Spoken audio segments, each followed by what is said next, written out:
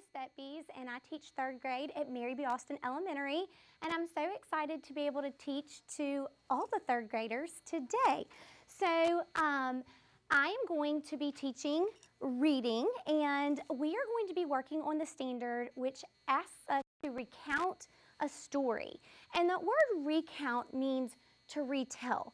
It's a little different than just retelling in words. We also want to really make sure when we're recounting that we're going back in the story and we are finding those events that happen in the sequential order that they occur. So we're going to really be looking at that. And then all of that in hopes, finding all of those events will allow us to determine the lesson or the moral of the story when we finish with that. So today we're going to focus on the first part of that standard, which is to recount the story. And I've picked a story for you guys that I really love sharing with my third grade students, and it's something that I have really found that I like books by this particular author. And so there's several that I love to read, and I just chose one to read with you guys today. Now, we are going to only do part of our lesson today, and it will extend past today. So that's why we're only focusing on the first part of the standard. So, has anybody ever heard the story before of Thank You, Mr. Falker? Okay, if you've heard this story, then you kind of have a little more background knowledge about a character. The main character in Thank You, Mr. Falker, her name is Trisha, and so you will have a little bit of background knowledge going into the story that I'm going to read aloud to you today, which is called Junkyard Wonders. Okay, and so this story has a really awesome message and lesson that we can learn from it. And so that's one of the reasons why I'm so excited to be able to share this with you. Now, like I was telling you, our main character in this story, her name is Trisha. And so if you have an opportunity to read this book, if you've not read it before, I strongly encourage you to do so. But if you've already heard it, then like I said, you've already heard of Trisha. So we're going to hear a little bit more about Trisha today. Now, I would like for you to take just a minute and look at the cover of this book. Look at the illustration. Our author is Patricia Polacco, and our title is The Junkyard Wonders. I want you to think for just a minute, what do you predict that this story might be about, looking at your illustration and your title? Okay, so remember, when you're making a prediction, you want to use those words, junkyard wonders, and think, do I know what a junkyard is? That's a place where they keep a lot of junk. So I'm kind of wondering why they have a picture of a cute little girl, but the title is Junkyard Wonders. So I really have a lot of questions as I get into reading this book.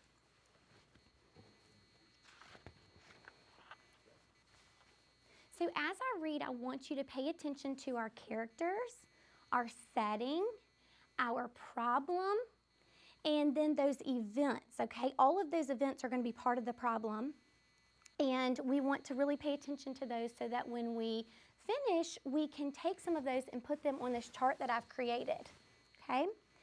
It was the end of summer. The katydids were still buzzing when I finally summoned up the courage to ask my dad if I could stay with him and Grandma for the school year instead of going back to California to be with my mom, like always. Your mother would miss you, Trisha, but I will talk to her, Dad said. I had a reason for staying, a good reason. My heart sang as I walked to school with all of the kids from my grandma's block on the first day of school. My mother and father had decided that I could stay just for 1 year, there with my father and grandma in Michigan. In my old school in California, the kids all knew that I had just learned to read and that I used to be dumb. Everyone knew that I was always in special classes. Here, no one would know. No one would tease me, and I already had a new friend, Kay. But when I got to the front steps of the school, all of the neighborhood kids ran off to their classes. And when I saw Kay and waved to her, she didn't wave back. I just stood there not knowing where to go, and when I showed two strange girls my class card, they got funny looks on their faces. You're in Miss Peterson's class, they said. I'm here in 206.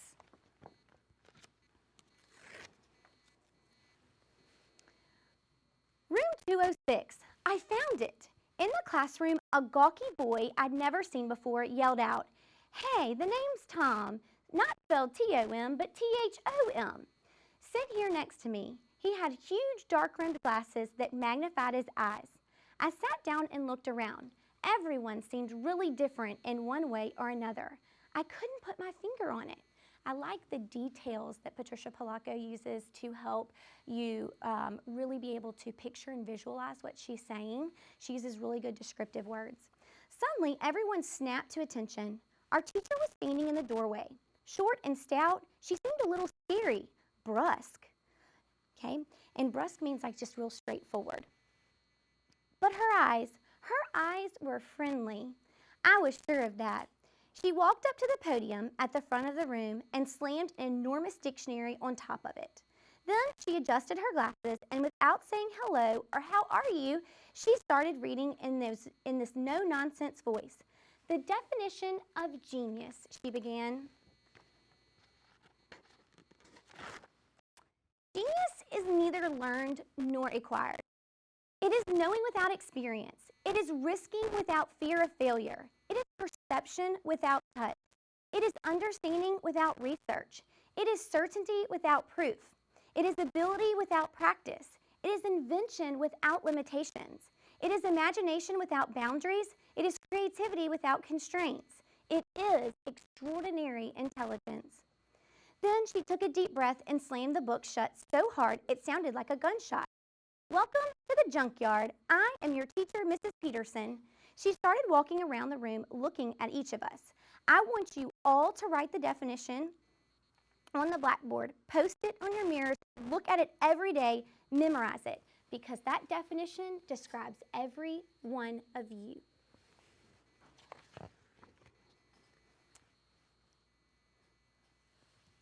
At recess that day, I couldn't wait to ask Tom, why is our class called the junkyard? Because we are, didn't you notice, all of us different. You know, odd, stuff like in a junkyard. He turned toward the playground. See that super tall kid over there? That's Jody Beach. He's got some disease that makes him grow too fast. He's my bodyguard. No one picks on me when he's around. He smiled. Over there, that kid, that's Gibby McDonald. He has Tourette's. There's Stuart Bean. He has diabetes. Me? Well, I have trouble seeing. They call me Sissy Boy because even so, I love ballet. It's my life. I take ballet too. At least I did in California. I knew there was something about you I liked, Tom said. I felt I had found a soulmate in Tom. And since he thought Jody was nifty, so did I. But it only helped a little. Okay, so Trisha's wondering why they're called the junkyard. She's not sure. Were you kind of wondering the same thing? But then we got that answered there. When I got home that night, I told Dad and Grandma about my day. I tried to be brave and not let them know how sad I really was. But just as Dad was tucking me in at bedtime, I finally burst into tears.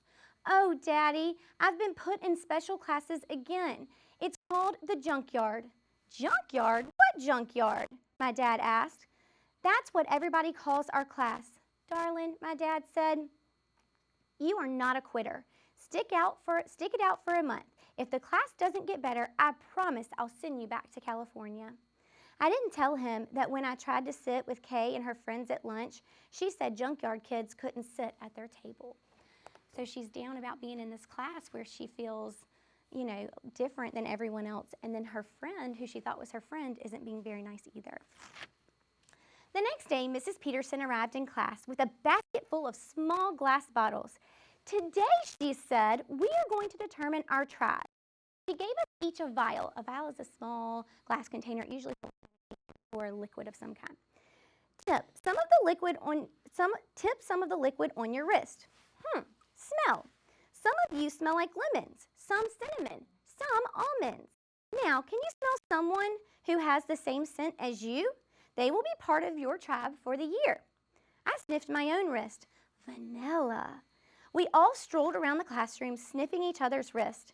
I sniffed a boy's wrist who was wearing a homespun shirt, and he sniffed mine. Vanilla, we both said. My name's Gilbert McDonald. Call me Gibby. Then the two of us fanned out. I found a girl who smelled like vanilla. Looks like you are in my tribe, I chirped. She just smiled, but she didn't answer me. Gibby came over with Tom. Vanilla, he announced. My bodyguard, Jody, is too. So Tom, Gibby, Jody, and I were a tribe. I asked the shy girl her name. She wrote it down on a piece of paper. Ray Van Sals. Tom told me later that she hadn't spoken as long as he had known her. From then on, whenever there was a project to be done, Mrs. Peterson had the tribes work together. Ray Van never talked, but she was a whiz at math. Gibby had tics and shouted for no reason sometimes, but his father was a professor of engineering, and Gibby loved to build things. Boy, was he smart. Jody loved reading everything, particularly poetry. He even wrote poems of his own. Tom made all of us laugh. He was so clever. Me, of course, I could draw. So I became the official journal keeper. The borders were filled with my drawings. It wasn't long before Tom, Jody, Gibby, Ray Van, and I were best friends. We did almost everything together. Even after school, we visited Jody, who lived out on a farm east of town. His mother decorated cakes, and she was working on the tallest wedding cake I had ever seen. We all helped her. So I'm not sure if you're noticing, but I'm noticing that Trisha's attitude is changing. Now she's finding that she has friends and she's kind of found her place here. One night, Gibby's dad set up a telescope in his backfield and invited the whole class over to look. We could see Saturn with our naked eyes, but with the telescope, we could see Saturn's rings. We never did go to Ray Van's house. She lived in a foster home, and I don't think she was too happy there. But her foster mother let her paint beautiful designs on silk from an old World War II parachute, which she brought to school to show us. My dad arranged for the whole class to go to the neighbor's farm and have a hayride that took us away off into the fields. Our class was special, all right. The junkyard kids were pretty amazing to begin with, and Mrs. Peterson showed us how to shine.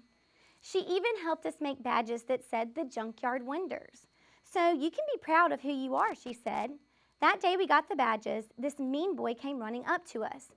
Weirdos, now you even wear dumbbell pins. A boy named Barton Poole grabbed the pin off his shirt. I started to cry. But then Tom and Gibby ran at Barton and his friends. Right? One of his friends said, now Twinkle Toes and him are going to hurt us. We are so scared. Just about then, Jody, big, wonderful Jody, appeared from nowhere. The mean boys sure backed off. Someday you aren't going to have this freak to guard you, Barton snarled as he stalked away. That day, Mrs. Peterson could see that all of us were badly shaken. Gibby finally spoke up. Mrs. Peterson, he said, we're all junkyard kids, even though you try to make us feel better about it. We're throwaways, junk, and everyone knows it. Oh, my dear, that's where you're wrong, she said wistfully. Every one of you is my wonder. Don't you realize what a junkyard really is? A place for things that nobody wants, Jody answered. Oh, it's a place full of wondrous possibilities. What some see as bent and broken throwaways are actually amazing things waiting to be made into something new, something unexpected, something surprising. We all looked puzzled. All right, class, get your coats. We are walking to the Melvin Beach Junkyard right now, she explained.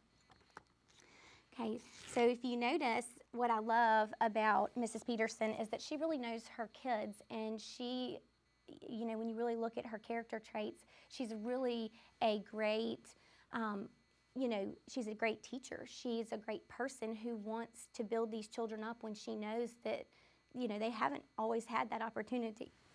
At the junkyard, Mrs. Peterson stopped us. Now, form into your tribes, then collect everything that you think that could be made into something new. Remember, wonders, here's your chance. Forget what the object was. Imagine what it could be. Each of the tribes set off across the junkyard, collecting wheels, doors, handles, latches. We vanillas hadn't gotten just the right junk, though, until almost the end of our visit. As Jody, Ray Van, Tom, and I were climbing over our last pile of assorted junk, Gibby called to us. He was standing over a shed roof, looking up. There, hanging from the roof strut, was an old wrecked model airplane. Gib, that's just an old torn up plane, Tom said, turning to leave. No, Gibby said, it's a beauty. I see it. We're going to rebuild it into something bigger, better, something wonderful, something that will defy gravity itself. This plane is going to fly all the way to the moon. There was such wonder in his eyes that we knew he had just what we needed. Okay, so I'm going to stop there for today. And I want you to think about, the reasons why these students have this lack of belief in themselves when they come into this classroom. Okay? Think about that for just a minute. If you're thinking it might be because, they know they are different, they have been treated differently, we saw throughout the story where they're being picked on, then you're correct in that. And so what I love most about this book is Miss Peterson, the teacher, who actually comes in and teaches them and shows them that they're more than that. So let's look at our chart here, okay? So I want to think for just a minute about who are those main characters. We already said that Trisha was one of the main characters. So I want you to think about who were some other main characters. What were their names? Okay, so there was Patricia. Okay, that's Trisha's full name. She goes by Trisha for short. That's a nickname for Patricia. Mrs. Peterson, who's the teacher. Okay. Tom. Jody. Gibby. And Ray Van. Okay, these are all the people who wound up in the Vanilla group, okay, their tribe that was called the Vanilla Tribe. And it said they all became best friends. And we see that throughout the text because they are the friends who keep coming up throughout Trisha's story, okay? So then, as we're recounting the story, we want to think about not only the characters, but the setting. That when and where is our story taking place? So if we look back in the text, because remember, in a story like this that's kind of long, it's very important that we look back in our text to find information. And if we flip back to the first page, it told us that they were in Michigan. She was staying with her grandma and her father in Michigan, and she was originally from California. So I'm going to bring back in, if you've read Thank You, Mr. Falker, you know this story, the setting took place in California, and it's like it carries over almost like a sequel into Junkyard Wonders, and we learn more about this character. Okay, so they were in Michigan, and a lot of this story takes place in the school that they attended. It didn't tell us the name of the school, but they are in school most of the time. Now remember, you can have more than one setting and it can change throughout your story, and they have been other places outside of the school, okay? So it's important to notice that. All right, now we're going to talk about plot. Our plot are those events in the story, and if you notice up here on my chart, I only have beginning and middle because we haven't gotten to the end today. Okay, this is a long story, but a good story, so I decided to split it up. So today, let's talk about what did we find out in the beginning of the story. So this is where we want to think about our main events. What were those main things that were happening? And this is the part that's going to lead us into being able to do the second part of our standard, which is to be able to determine that lesson and moral of our story. Something else that's going to fall in here that I don't have separate on our chart is the problem. What is the problem in the story? So if we think about the problem in our story, we know that our main character, Trisha, and her friends are all struggling, it seems like, to fit in. So we are looking at a girl who's very sad because she feels like she is treated differently than others because she struggles to read. Okay, so let's look at the events. What are the things that kind of tell us more about this problem? Okay, so if we look back in our text, okay, we know in the beginning that Trisha, okay, she starts this new school and she's really excited about the new school, okay, but then she realizes that she's been put into a class where she is not going to be able to get away from that feeling that she had where she was previously, where she felt like people were mean to her and it was because she was different. And so then she notices after making it to her class, okay, that everyone in her class is different in some way. And it kind of makes her feel better. She can't pinpoint what that is. And so I've typed these up just for time's sake because I knew I wouldn't have time to write all of them. But all of the ones that we just discussed, the 3 events, are listed here, okay? All right, so then she meets her teacher, Mrs. Peterson, right? Okay, and she introduces herself and welcomes them to the class and calls them the junkyard. So then Trisha begins to wonder, why is this called the junkyard? Okay, and then it does bother her at first, right? It bothered her, but then she became okay with it as she started to make friends. But another detail that happened before that was they created these tribes, okay? And so the tribes are what helped her to become more comfortable with this and make more friends. So she, along with her friends that we've mentioned above as the main characters, the Vanilla Tribe, Trisha, Gibby, Jody, and Ray-Ban, they all become best friends. And they work together on projects, and they have this great friendship. Okay, so then as we move to the middle of the story, Miss Peterson is trying to uplift the kids and take them to the junkyard to show them that the junkyard isn't a bad thing like everyone thinks it is. It's actually a place where there's kind of these hidden treasures, and there's this genius that she's been trying to get them to see in themselves all along. And then the tribes they go to collect things to make something new and beautiful. So we stopped there, and we will pick back up with this story. So I'll finish reading you guys Junkyard Wonders on Thursday, tune back in on Thursday, and we will finish this story, and we will finish discussing some more details that we notice about our story and see how Trisha solves that problem, okay, that problem that she seems to be having here in this story. And another thing I wanted to point out before we go is Trisha, okay, is actually the character. So Patricia Polacco is our author, and she really did struggle as a reader as a child. And so she's written a lot of stories that actually tell us more about her life. And she writes those stories about her own life so that we can learn more about her. And so she is the character from this story. So I want you to practice before Thursday. Practice with your own reading. You have packets that have some passages. Read those and try to recount the events from the story to help you with retell. And I will see you Thursday.